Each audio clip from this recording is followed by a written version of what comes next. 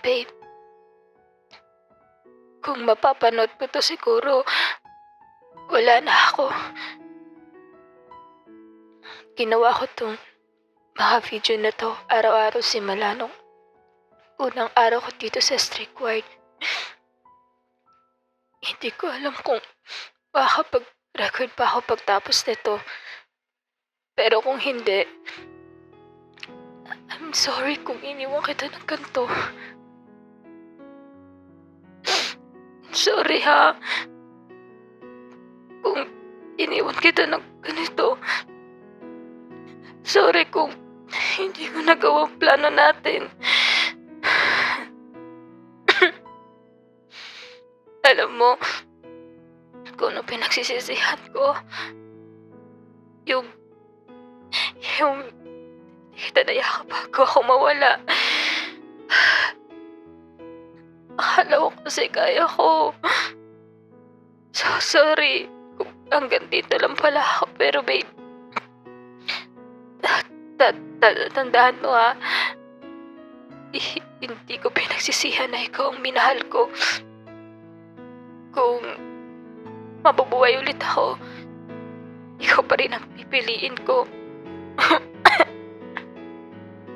Mahal na mahal kita, babe.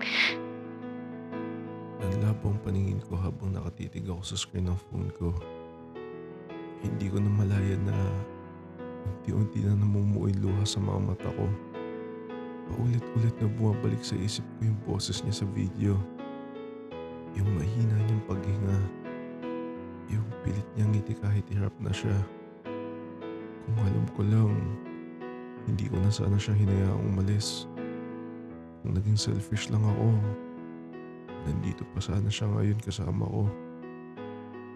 Hindi ko na napansin na nakaupo na lang ako sa sahig. Paulit-ulit kong pinanood yung video.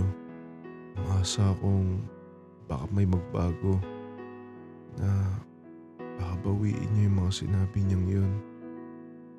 Ang kaso, wala.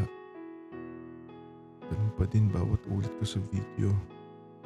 Mas lalo akong nadudurog. Hindi ko na rin napansin na unti-unti na palang dumidilim sa labas ng bintana. Sa tagal kong umiyak, inabot na ako ng umaga. Hindi ako nakapasok sa trabaho dahil hindi ako makalabas buong araw. Tinatawagan ako ng mga katrabaho ko pero pinapatay ko lang yun. Namumula ng mga mata ko at parang pagod na ang katawan ko. Pero wala akong nararamdamang antok. Nakaupo lang ako sa sahig ng kwarto hawak ng picture ni Arya. Parang sa bawat segundo na lumilipas, mas lalo kong nararamdaman na wala na talaga siya.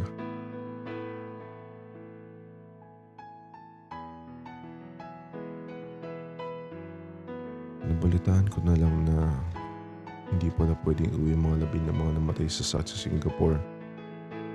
So ibig sabihin, hindi ko pa siya makikita.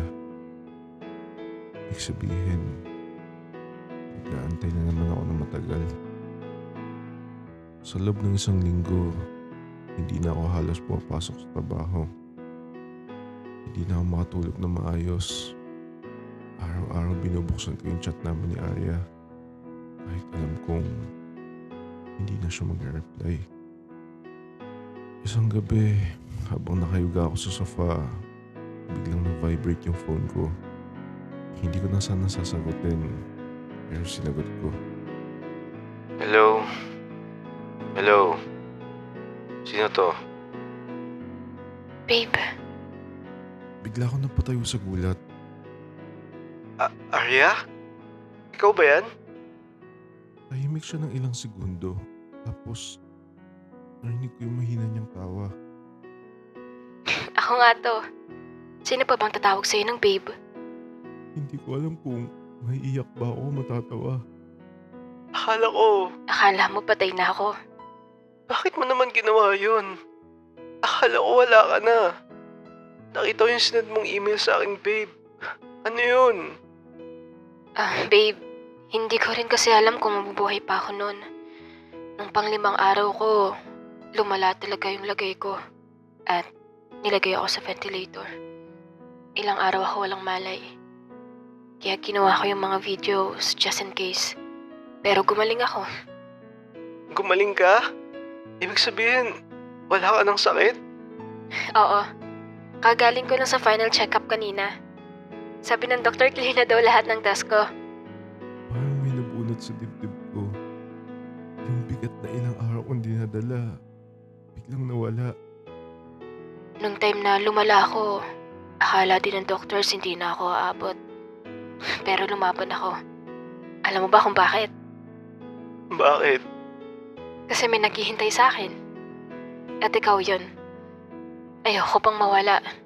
Hindi pa natin natutupad yung mga plano natin. Aling plano? Yung pumunta ng Japan at magpatayo ng cafe. Yung mag-travel tayo sa iba't ibang bansa. Tutuparin ko yan. Basta, magpakita ka lang sa akin ngayon. Alam mo ba na miss na kita? Hindi ngayon. Pero bukas. Bukas? Oo. Bukas na ang flight ko. Napangiti ako. Parang ang tagal na mula nung umiti ako ng ganito.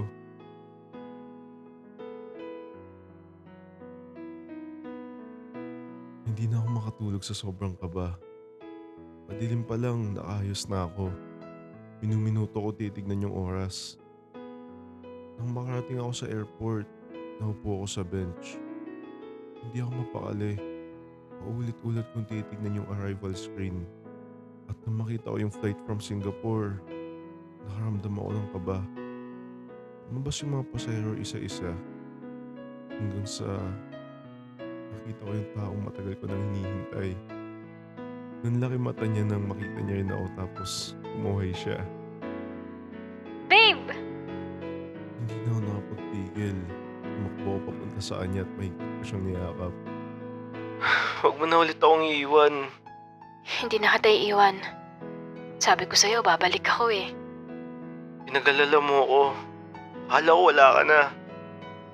Tumingin siya sa akin tapos hinawakan niya yung magkabilang pisngi ko. Natupad ko yung promise ko. Eh ikaw, ready ka na patuparin yung promise mo? Promise ko. Alin? Ano ba yan? Kala ko naman alam mo. Siguro nga di ka pa ready. Akala niya ito nakalimutan ko. Nagulat siya na bigla akong lumod sa harap niya. Haria Ramirez, will you marry me? Bigla siyang naiyak. Yung mga tao nagtinginan sa amin. Oo naman. Yes, papakasalan. At bigla niya ako niyakap na mahigpit. Pagkalipas ng ilang buwan, maraming nabago sa buhay ko. Simula nung dumating si Arya, parang nagkaroon ng kulay yung mga araw ko. Yung mga dating bagay na ordinaryo lang, bigla naging masaya. Yung pagkain sa labas kahit street food lang. Yung panonood namin ng movie sa bahay kahit pa ulit-ulit na yung pinapanood namin. Minsan, nag-aaway kami sa maliliit na bagay. Pero kahit ganun, lagi na uuwi sa tawanan. Unti-unti na rin namin nabubuo yung mga pangarap namin. Nag-uusapan na rin namin yung lugar na gusto namin puntahan. Yung cafe na gusto namin tayo balang araw. Yung bahay na gusto namin maranasan magkasama. Minsan, akala ko tapos na ang lahat. Pero kung kaming dalawa talaga ang tinadhana para sa isa't isa, kahit kamatayan hindi kami kayang paghiwalayin. Dahil sa lahat ng pwedeng mangyari sa mundo, kami pa rin ang pinili ng tadhana para sa isa't isa. Kaya kung may taong mahalaga sa'yo, huwag kang matakot maghintay. Huwag kang matakot duman sa mga pagsubok. Dahil minsan, yung mga paghihirap at paghihintay ang nagdadala sa atin sa taong para talaga sa atin. At kapag dumating na ang araw na yun, maintindihan mo rin lahat ng pinagdaanan mo na sulit pala sa huli.